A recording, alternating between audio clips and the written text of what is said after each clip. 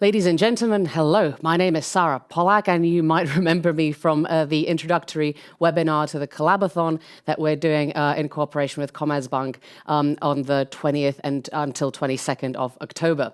Now I want to introduce one of the local challenges that I already mentioned in the intro video, which is the local challenge of the Faculty of Information Technology, where I'm hailing to you from.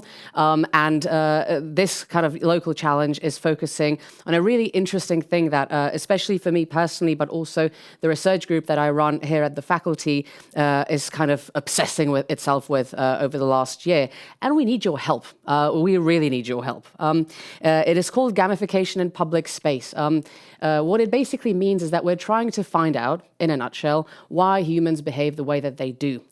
I come from the archaeological and anthropological and evolutionary background, so one of the things I've been obsessing with ever since university is why people keep behaving in the same cycles, why history keeps repeating itself, how civilizations fall, how they crumble, how they rise.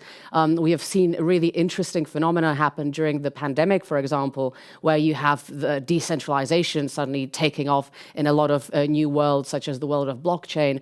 Simultaneously, you have the almost kind of aggressive centralization of certain companies kind of globally, and globalization in kind of schizophrenic contrast with nationalism kind of emerging. And there's a lot of new things that are happening which we're trying to grapple with as humanity.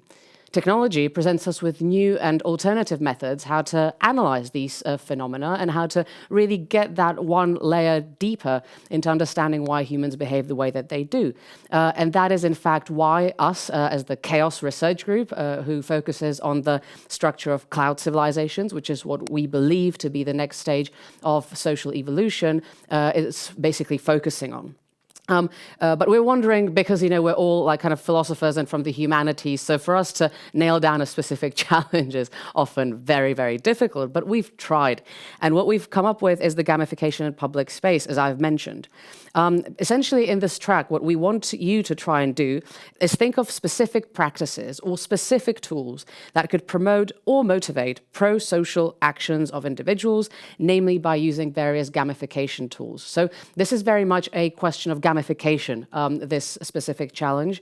A lot of us are either gamers or are really interested in games, and we're interested in the kind of like almost gaming principles of society. When you do something, like you recycle something, or you help someone, or you do something that kind of aids the social kind of cogwheel to keep turning forward, what is it? What is in there for you? What is the reward? What is the kind of system, the gamification that is taking place underneath the surface? We have tried experimenting with this problem ourselves on the ground of the faculty.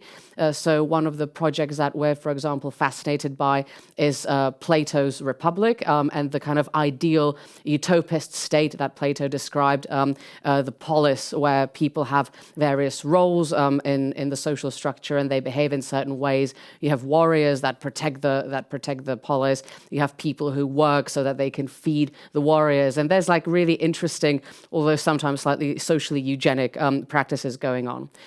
We've also been working really heavily on, for example, the digitalization of cultural heritage. So how people move through museums or various kind of cultural institutions, how they absorb the new knowledge, and how they interact with it. Because, unless you're insane like me and you actually really enjoy going to museums, it's sometimes a bit of overload of information. So how people interact with the space kind of reward them if they find a particular object in the collections, or they reach a specific place in the kind of open air kind of cultural heritage piece. That's something that interests us as well, and we've done a series of projects on that regard in the last year. So there'll also be a website down here that you can have a look into, just to inspire from the previous work that we have done. But we really want to encourage you to think about this problem in terms of public space. So think of your local city, think of your local town, think of what the biggest problems are there. Maybe people drop cigarette butts on the floor. Maybe there's ridiculous traffic going on and people can't cross the road. Maybe there is a piece of park that is just standing there and people are not using it. We call these the urban blind spots, where someone has tried very hard hard to create maybe a nice relaxation area for people, but people never go there because it's maybe not on their way to work, so they never kind of think to interact with that public space. But we want you to have that gamification element in it. So it's not just about describing the issue, it's also solving it through a series of basically game mechanics. You have much more details on the website, on the Collabothon.eu website, where you can also register your team. This challenge is highly, highly interdisciplinary. So we're really, I'm no programmer myself, so we definitely don't expect you to be some kind of hardcore techie. Of course, if you are, then you're very welcome, because we'd love to expand our horizons on that front. But we're really looking for interdisciplinarity. We don't want you to use modern technologies for the sake of it. We don't want you to use AI because it's currently sexy. We don't want you to create a mobile app just because it's currently sexy, although it might actually be a good kind of use case for this particular problem. Really think of the problem on paper, divide it into clear blocks, understand the dynamics, and understand what you're actually trying to solve, and then convert that into basically a technological solution. We'll be here to help. We'll be here, and my colleagues from the research group will be here to mentor you, and they'll also be judging this challenge. And we're just really excited what is going to come out of it. What we can promise from the side of the research group is that if something really good comes out of it, we would love to cooperate with you in the future as well. So don't see this as like a one-shot. See this as a potential kind of invitation to the research group as well, and to the world of academia, because we're all slightly crazy and we always welcome more crazy people by our side. However, in practice, beyond joining a fantastic group of people, there's also a prize of €2,500 to be won if you win this challenge. And trust me, with the world going the way that it is now, it is in chaos. So please join the Chaos Research Group to find out how to make a little bit more sense out of it.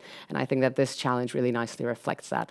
More information, as I mentioned, both on our website of our research group, on the FIT CTU website, and also on the Collabothon official website, where you can find out a little bit more. And we'll be here to help all throughout the Collabothon between the 20th and the 22nd of October. See you there.